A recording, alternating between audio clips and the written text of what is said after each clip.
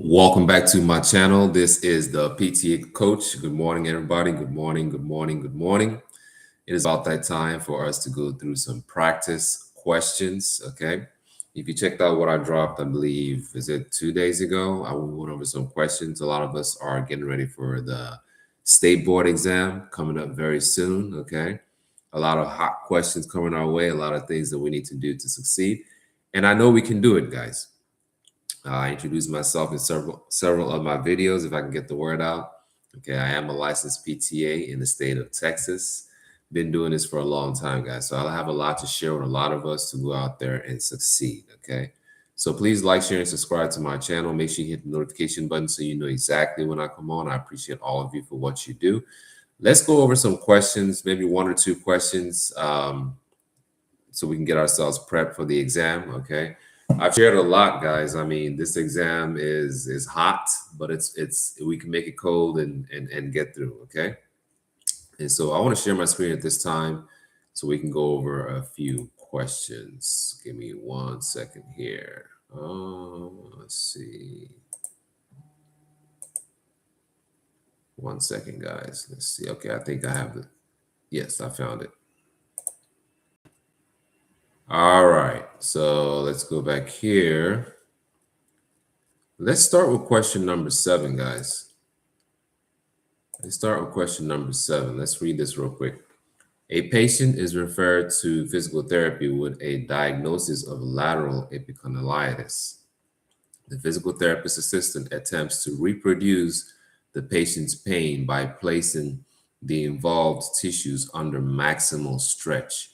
Which combination of movements would most likely produce this effect? Now, number one, okay, I want you guys to go back and review lateral epicondylitis. What is it? What is the inflammation all about?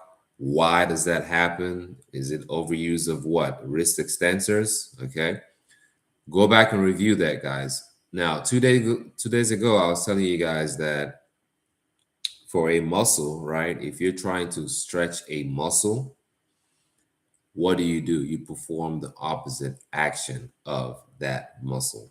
Now, look at what they're talking about right here. Maximal stretch. Let me highlight some of these things, guys. Give me 1 second. I need to do a few highlights. Let's go right here. Maximal stretch. And let's see here. Yeah, let's mark it red. And it says, which combination of movements would do that? Okay, what puts it into a stretch? Once again, for us to stretch a muscle, we perform the opposite action of the muscle. So let's go through the options here, okay? We have elbow extension, forearm supination, wrist extension. We have elbow extension, forearm pronation, wrist flexion. Elbow flexion, forearm pronation, wrist extension. We have elbow flexion, forearm supination, wrist flexion. So I want you guys to go through this, okay? I told you guys earlier, I mean, not today, but in my previous videos, I just don't believe in giving away the answers, right?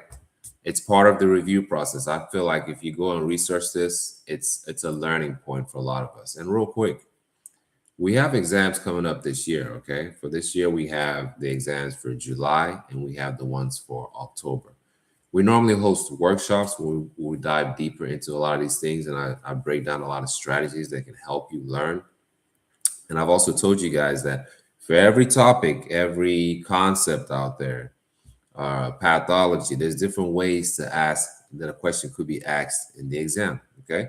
I don't write the exam, guys. I don't know what questions you're going to get, but from my standpoint, we should be prepared. Okay, I always use that word prepared. So just keep in mind that, for example, this question right here, lateral epicondylitis, there's different ways that they can ask you questions about it. Okay, so I want you guys to research that. Now let's go to number 8 real quick. Let's go to number 8. 1 second here. Let me open this up. Okay, number 8. A physical therapist assistant performed a manual muscle test on a patient with unilateral lower extremity weakness. Which of the following patient positions is the most appropriate when testing the patient's hip adductors on the unaffected side? Now, one of many things that the FSBPT tells us, guys, as far as like prepping for this, they tell you that they will be asking well-structured questions. Okay, and I truly believe that all the questions are well-structured, so you should be prepped because questions could come in any format, right? So you have to be prepared for well-structured questions.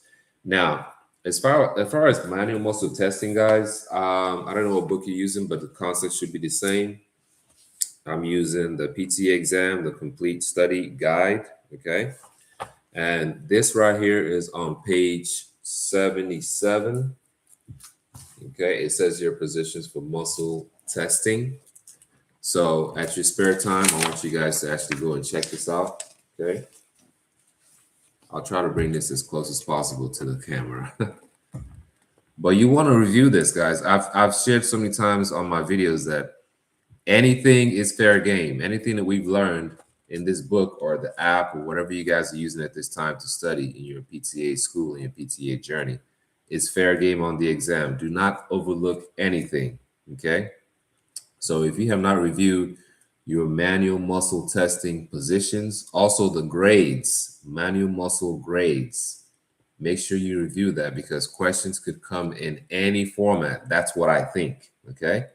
That's what I think. So if I were in your shoes, and as a matter of fact, when I was studying, that's the same mindset I had is everything in here is important. I need to know this. I need to review this. And I need to spend time studying. Now, the amount of time you spend studying and reviewing, to me, if I were doing this, guys, at this time, at least 3 hours a day. Okay. At least 3 hours a day. Now, when I say 3 hours, I don't mean just read and study for straight 3 hours, no break, nothing. The mind and the body and the soul needs break. So throughout the day, maybe you carve out 30 minutes, maybe another 30 minutes, you take a break. That's 1 hour, right? You go back and just keep going. Okay. So all these things are important. I can't sit here and tell you that some things are important and some are not. So positioning for muscle testing, okay, there's supine, there's sideline, there's prone, sitting, and standing. For example, the book here says if we're trying to test the ankle plantar flexors or serratus anterior, we're going to do that in standing. Okay. Now, also on the exam, I want to share with you guys that if you run into a question or a muscle name that you're not sure of, something that can kind of give you a hint, a lot of the muscles, okay, are named according to either the shape, location, okay? I think those are the two main things, the shape and the location. For example, latissimus dorsi, right? Latissimus dorsi is on the lateral aspect of your back. Dorsi is back, so latissimus dorsi. If you hear something like bicep, that's two muscles. Tricep, three muscles. Okay. So for the exam, guys, and throughout your journey of studying, if you run into a muscle, find out the meaning of that muscle. Okay. Muscles most of the time are named according to their either their shape or their location. And going back to what I said earlier, just to emphasize, I know I said it earlier. Going back to what I said earlier, okay? If you are trying to stretch a muscle, you perform the opposite action of the muscle. That's the way to stretch it. Quick example, if I'm trying to stretch something like my bicep, okay, what does it do? My bicep does elbow flexion. So I should be performing the opposite action. I should be doing elbow extension and possibly wrist extension, okay? This right here, right now, guys, is stretching my bicep. So just want to share that with all of us. Okay, guys, I have to stop there for now. Let's see here. Let's go back here. I have to stop there for now. Possibly tomorrow when I have a few minutes, Most likely in the morning, guys, I will come on again and share some information with you guys. We have exams coming up, like I said, this year, July and October. Pay attention to that, guys. Be mindful of your strategies when you're reviewing and studying, okay? Don't say to yourself, I have all this time, because we don't. And before you know it, the exam is here and we have to go in there and answer 180 hot questions. Let me stop sharing for a second. We have to go in there and answer 180 hot questions. Okay, so I want you guys to be prepped for this. We host workshops at different times. All you have to do is send me an email. I have shared that information earlier as far as my email. Send an email to akaluso40@gmail.com. Okay, akaluso, the number 40. Give me 1 second, guys.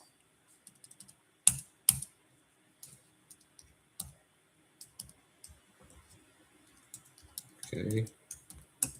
So send an email there and sign up. And well, when I say sign up, send me an email so I can put you in the list and get you prepped for the workshop. We host workshops at different times, weekdays, weekends, and stuff like that. Send me an email. I'll give you more details on that. Okay, so let me just post my email address right there. So send that to me, and we can take it from there. Okay. And just know, guys, that this is possible. Okay, I shared my story, maybe not on this platform, but when I went back to school, guys, to study for this, I was at an older age. As a matter of fact, some people in the class, I was older than almost probably half of the people in the class. Okay, and I went out there and I got it years ago. So for all of you, age is not a barrier, guys. It is not. Don't say to yourself, I'm too old, I'm too this, I'm too that. No, you can get this done. Some of the schools are, my school was 19 months. Some of the schools are 24 months. They have different time frames, right? As far as like how long it takes to go through the school and stuff like that. Jobs, don't worry about jobs, guys. Do not worry about jobs. Okay. There's plenty of jobs out there. There's plenty of jobs out there. So I wouldn't even focus on jobs at this time. Focus more on passing the exam.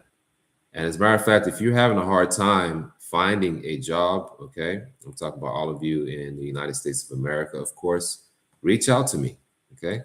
I have so many resources that I can share with you to help you in your journey of looking for a job. And once you get your license, guys, you should not have to wait for 2 weeks is actually too long. It's only going to be long if you're looking for a particular thing, okay? If you're looking for a particular thing, then yes, it will take some time. But if you're just like ready to go, home health, there's plenty of jobs. Outpatient, there's plenty of jobs. Hospitals and so on and so forth. There's actually apps out there to help you in your quest to search for a job. Okay, so there's plenty of jobs out there. Don't worry about it. Focus more right now on passing the actual exam. Okay. All right, guys, I have to go at this time. Please like, share, and subscribe. Make sure you hit the notification button so you know exactly when I come on. I appreciate all of you for what you do, and please go out there and be successful because that's who you are. All right, have a great day. Stay blessed. Bye-bye.